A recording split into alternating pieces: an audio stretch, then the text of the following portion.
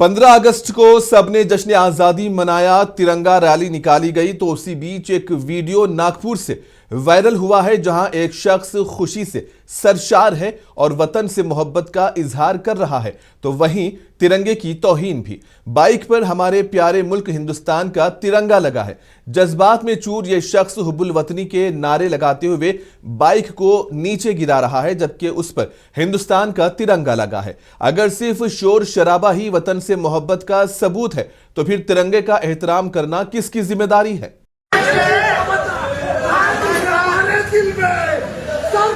की तमन्ना आज हमारे दिल में देखना है,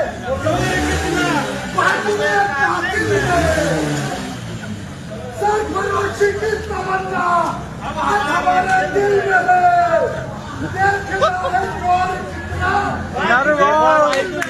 सरफरोशी की तमन्ना आज हमारे दिल में